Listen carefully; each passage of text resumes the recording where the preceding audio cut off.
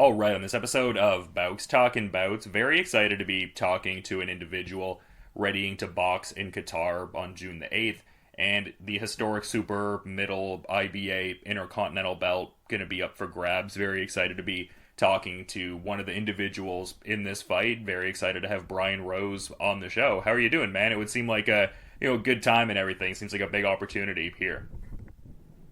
Yeah, it's a huge opportunity, and I'm just very grateful that Osama and SDK and QSM Promotions have given me this opportunity. You know, I feel blessed to be given this opportunity, and I'm going to grab that title with both hands. And also a massive thank you to Rampage Jackson for introducing me to to Osama SDK. I really appreciate it. Yeah, and I was curious about that because I'd noticed that shout out to Rampage within the post. Has Rampage been a guy you've been, friendly with over the years and he just figured this would be a good opportunity and put it on your radar, I guess? Yeah, I mean, my trainer, Bobby Rimmer, he's a great coach. Otherwise, he wouldn't be training Rampage Jackson or myself. So, my trainer, Bobby Rimmer, we did a camp over in Rampage Jackson, and Rampage let me stay at his house. He let me live there rent free for a lot of the time. I didn't have to spend a penny while I was there. So over the years, Rampage Jackson has helped me out like you wouldn't believe. He really looked after me, and I'll never forget that. And he's still looking after me by introducing me to these guys and getting me on the bill on his undercard. So I'm very grateful for that opportunity, and like I say, I've known Rampage about 5 or 6 years now, maybe longer. So that's why he looked after me and got me on the undercard.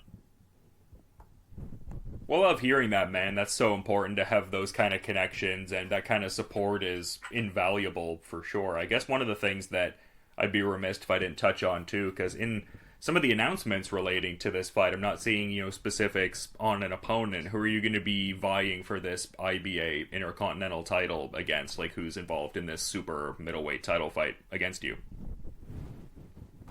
Sorry, can you repeat that?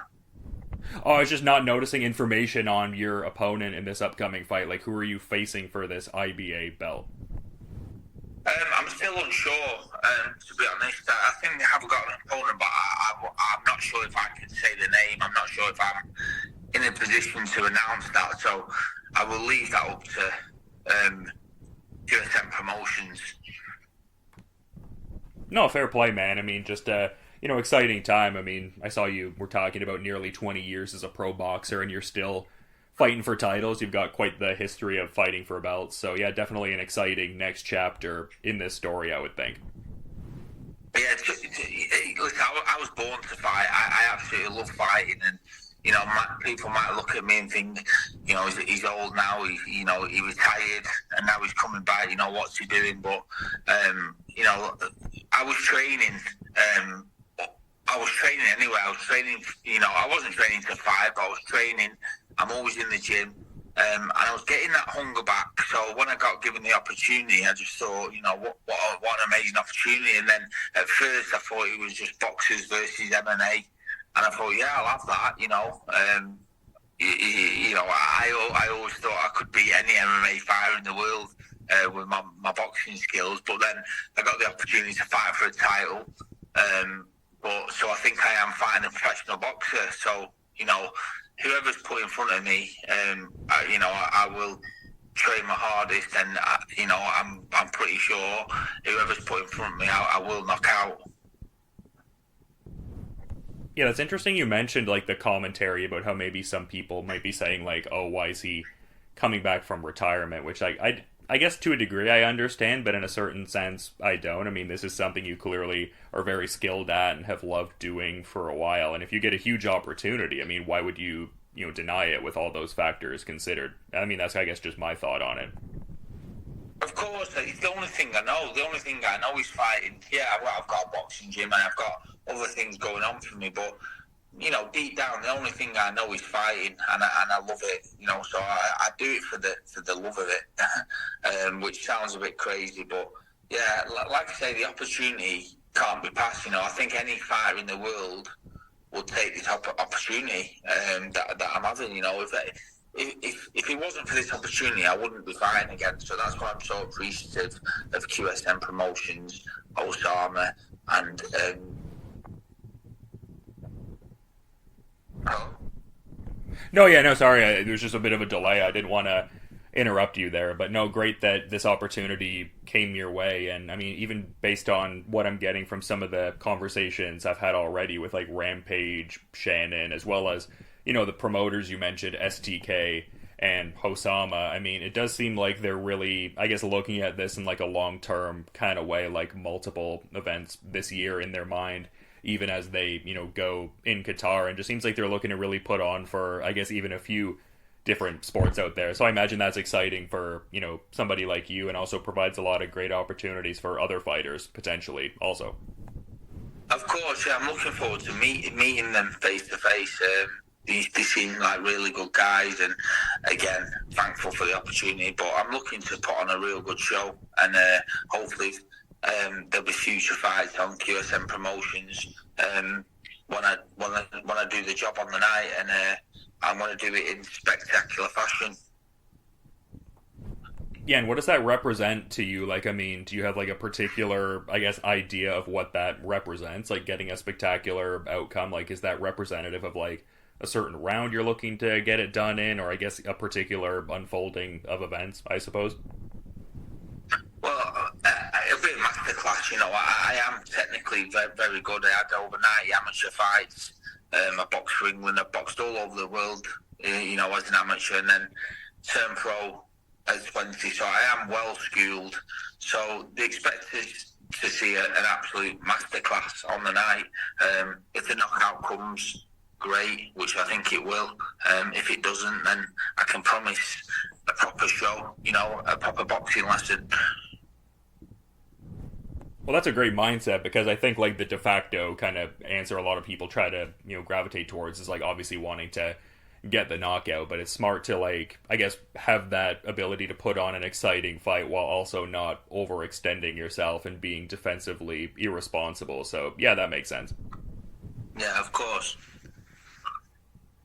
Yeah, and it must be cool to represent Blackpool. I know you've represented them over the years, and like you said, internationally in a lot of different regards, but it must be kind of cool to be representing Blackpool in, Qatar as part of like such a big event here and all that. Yeah, of course. I mean, stuff like this doesn't happen for people from Blackpool, if I'm honest. There's pro fighters from here. I live in a very small town. It's a seaside resort. So, it's very deprived.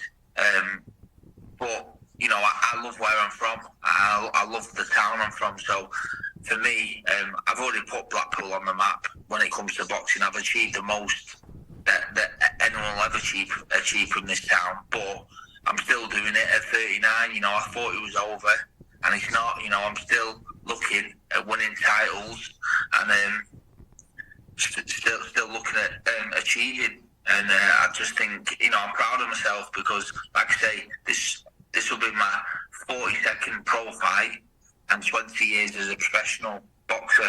So I think that itself is an amazing achievement. Yeah, absolutely. And you've competed against some of the, very best in the world. Like, I mean, just anyone that would go through your, box rec or whatever aggregator that information of yours is on. I think a lot of people will notice quite a few names coming off of that list. So, yeah, I mean, quite a few things to be proud of, it would seem like there. Yeah, of course. And like I say, I'm still looking at winning titles. I'm still ambitious. I'm still hungry. I just can't wait to get in there and put on a show. No doubt, man, and I'm sure it'll be an exemplary fight. But I guess one thing I kind of wanted to get some insights on, because I saw, I mean, this article was, I guess, like a couple of years ago at this point, but talking about how there were certain issues your gym was kind of facing, certain like outside activity that was beyond your control. Have you like since relocated the gym and everything like that, or is there any kind of update you can provide on that there, I suppose? Yeah, like I said before, my town is full of you know, it's turned into a town that's dangerous to live in. You know, there's kids running around with knives, and there's people using drugs, a lot of drug dealers. You know, so I set up my gym mainly to help the community, and for 7 or 8 years, I've been taking kids off the streets that are hanging about on street corners, hanging about on parks, and I've put them in a safer, healthier environment, and that's what I look to keep on doing. But yeah, I have relocated. I work with Blackpool Council now. That's where my gym's at. I don't work with them, but my gym is at Blackpool Council, and the gym's running a lot smoother now because the parents are more confident of dropping the kids off and them being in a safer place. You know, where I was quite a rough area, and it did have its problems. It did have its problems, but now it's been resolved, and I'm at a great place. Well, I love hearing that, man, because that's something I love so much about combat sports stories, especially if someone's in a set of unfortunate circumstance beyond their control. It just really like teaches a certain level of discipline and effort to give them the tools to get out of it, even if their goal isn't necessarily to become, a champion caliber boxer as you did. Just seems like it gives people the tools to really like pull themselves up out of bad circumstances. So love to hear that things have settled in nicely with that there, man. Yeah, and I'm doing that every day. There's about 50 kids that come to my gym every night. I work with the NHS, working with people with mental health. So, yeah, like I say, there was a time in my life I needed a bit of help when I was a kid, and someone reached out to me and helped me. So, for me, owning my gym isn't about making money. It's about helping the community and giving something back. I can make money fighting. I can make money doing other things. I don't need to make money on kids that are coming into my gym, and that's what I look to keep on doing. I'm ambitious about it. Yeah, and it seems like you're really just paying it forward in a lot of regards. So I love that too, man. I mean, that's just the cool thing about combat sports, martial arts in general, however you want to phrase it, just like realizing what the sport provided you in a certain sense and just wanting to impart that to the next crop of people. So that's great. I mean, that must help the competitive flame too in a certain sense, and just why it's such a consistent lifestyle thing for you, boxing.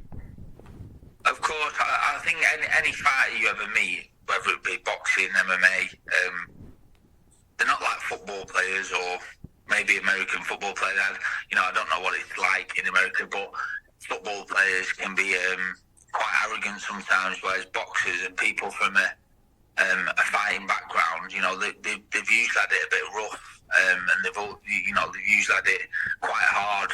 So that's why when you meet a fighter, they're quite grounded and level-headed, and you don't meet many arrogant fighters, and that's why a lot give back to the community and try and help the best they can, because there'll have been a time in their life where someone's helped them, and that's why I think out of all the sports, like you say, combat sports, you meet the best people. Absolutely, and tying that back into the Rampage connection a little bit, I'm curious to get some of your thoughts on this main event fight, because I mean, Rampage Jackson making his pro boxing debut, and definitely, not going into the shallow end of the pool here, fighting a former lineal and, WBO heavyweight champion in Shannon Briggs. Not asking you necessarily in a way to, offer up a prediction per se, but I guess just what are your thoughts on the headliner fight coming up in Qatar here? I think it's amazing. I think it's going to be an amazing event. Two absolute greats that were both at the top of the sport, both the best at their sport. And I think it'll be an interesting fight, an amazing fight. But when you ask me the question, I know you don't want to ask me the question, but I would always stick with boxers beating MMA fighters. But on this occasion, I have to go with Rampage because he's my friend. He'll always be loyal to me, and he's helped me out getting on the bill. So yeah, Rampage is my boy. So Rampage by knockout, I hope. But I like them both, but Rampage is my boy. Yeah, it just seems like such an intriguing fight in a few different regards, and it seems like the build up has a lot of potential to be fun. It seems like they've got these fun personalities that play off each other well, definitely entertaining individuals for sure. Yeah, I've been around them both, and they make me laugh from 8 o'clock in the morning till 10 o'clock at night. They're absolutely hilarious, just constantly taking the piss out of each other, and yeah, it's great to be around. Yeah, no, it comes across for sure, man. I guess like a question that I had that I was kind of interested in asking, like obviously you have a big fight coming up here, and it seems like you have a certain idea of what you want to do, even going beyond that in a way that doesn't overlook the opponent, obviously. But just kind of curious, I guess, what might represent like a watermark moment, or I guess like a premier moment in your career up until this point, because you've got to do so much. Obviously, like at one point being the outright owner of a Lonsdale belt and like the first British champion from Blackpool since Brian London. I mean, definitely some cool things that have transpired. Like, is there anything that represents like a top accomplishment, I suppose, that comes to your mind as I'm talking about stuff like that? Yeah, I mean, any boxer from Great Britain, from a little boy from starting boxing, want to win a British title. The thing with the British title is you have to win it and defend it 3 times to keep hold of it. So it's the only belt in the world you have to defend to keep. That's including the world title. So it's prestigious, and it means a lot to someone from Britain to win that title. So that was a massive achievement for me. And then I just went from strength to strength. I defended that, and then I won a WBO Intercontinental Champion. Then I beat a couple of ex-world champions in Vivian Harris and Joaquin Maltine, and then I fought Maciel for the final eliminator for the world title. So, and then I fought Dimitri Andrade, which was, a bad night for me. I got beat by a better man. But what an amazing year. I was number 2 in the world fighting for a world title. For me, a kid from Blackpool, it was just an amazing achievement. But this will be a huge night for me because, like I say, no one from Blackpool's ever done anything like this. And, I think it's the first boxing fight in Qatar, isn't it? So for me to be a part of that and for them to be giving me this opportunity, I feel like I've won the lottery. And it's not because I'm getting paid fortunes, it's just for the opportunity. I can't wait to showcase my skills on a QSM promotion and to be fighting on the undercard of Rampage Jackson and Shannon Briggs is an absolute honour because they were 2 all-time greats. So I'm really looking forward to getting fitter, getting fight ready and like I say, showcasing my skills. Yeah, that's interesting. Like, I mean, how much of that is a driver as well? Like, obviously, like the fights and some of these opportunities, but it would seem like, still competing in boxing is a tremendous lifestyle sort of thing, too. I mean, just the caliber of shape one would have to be in to compete at this level, I imagine, is quite beneficial, just even in like a day-to-day lifestyle kind of sense, and maybe even for the mental health. Like, I feel like a lot of fighters are talking more about the mental health benefits of training in recent years. Yeah, I mean, it's definitely it's something I've struggled with myself, mental health, and I feel alive again. I feel like in such a better place because I'm back training. I leave for America. I'm doing camp with Rampage Jackson, so I go there in a month on the 1st of April.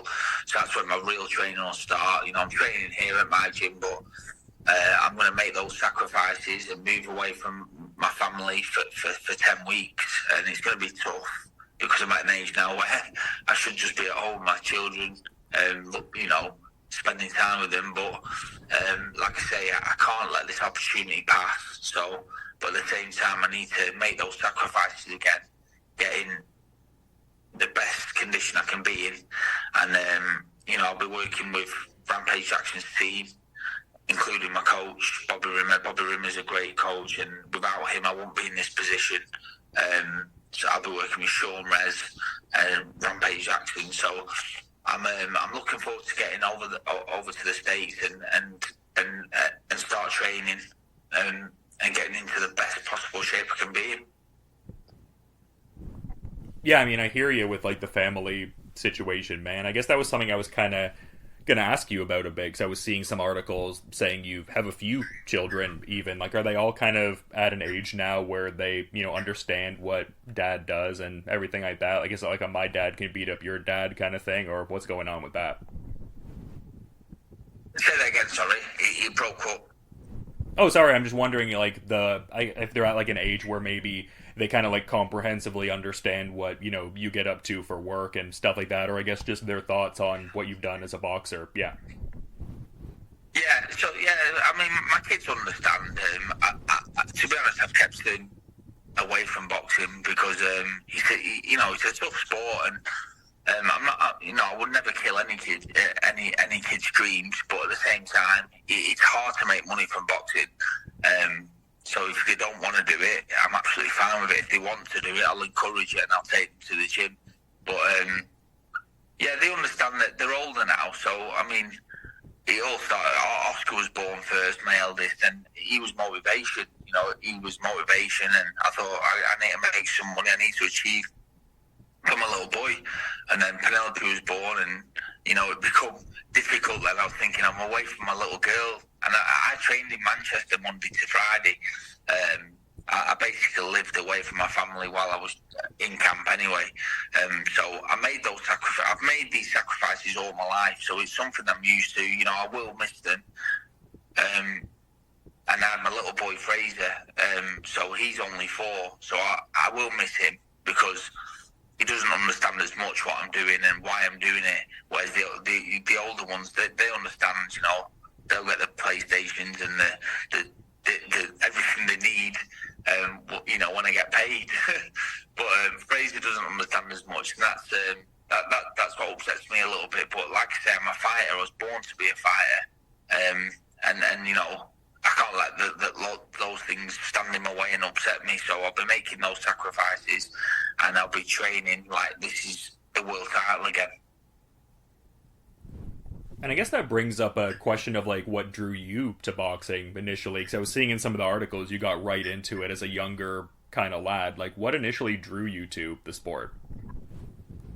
I was just a bit mischievous as a kid. I started boxing when I was 9, so I was a little bit mischievous, getting up to no good. So my dad took me to the boxing gym, and I was a little bit of a natural. So he took me back, and then I was told I was quite good. Getting pats on the back, people telling me I was good, so I kept at it. And then I actually lost my first amateur fight, and then I lost my third one. So my dad was like, "Are you really sure you want to do this, son?" I was like, "Yeah, I really want to do it. I want to carry on." And then I carried on, and then I went on to achieve what I achieved. So, yeah, I just, like I say, I was a bit mischievous, and it kept me on the right path. God knows where I would have been without boxing. I could have been up to all sorts of stuff if I'd not started boxing. So I am grateful that I am still in this position. Yeah, no, it's been quite a journey from that point to where you're at now and stuff like that. And I know like with fighters, it's not always like they're even afforded the opportunity to kind of look back on certain things and whatnot. It's kind of always about that next thing, and that being the paramount focus. But do you ever get into a point where there's any like, I guess, anniversaries of meaningful fights or moments that pop up where like even in a brief kind of cursory way you can be like, oh yeah, that's really cool, like I've gotten to, I guess, partake in some interesting things over the years?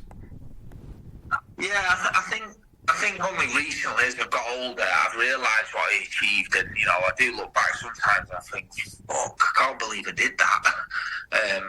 And I know moments in fights as well, like I've had fights where I've been pissing blood afterwards because it's been that tough, and I've won the fight. And I think I've done the drug test afterwards, and then I'm pissing blood, and I think I can't believe I just put my body through that. But there was a time where I would have died in that ring. I literally would have died doing something I loved. Which sounds mad, but it's just what I was born to do. So, yeah, I do look back on certain fights and think, that was a great fight, and I can't believe I achieved it. Because I'm just a kid from Blackpool that you know, wasn't even supposed to win a British title, let alone fight for a world title. So, yeah, I think I've done pretty good. Yeah, no, I mean, definitely an understatement, man. A great body of work and a very exciting fight coming up here. One that I'm definitely stoked for. And just, yeah, Brian, really appreciate you making some time to come on the show and, talk a bit about this looming title fight June 8th in Qatar. But figured I'd kind of, put the ball in your court if maybe there was any kind of final parting thought you wanted to add as we're kind of wrapping up here.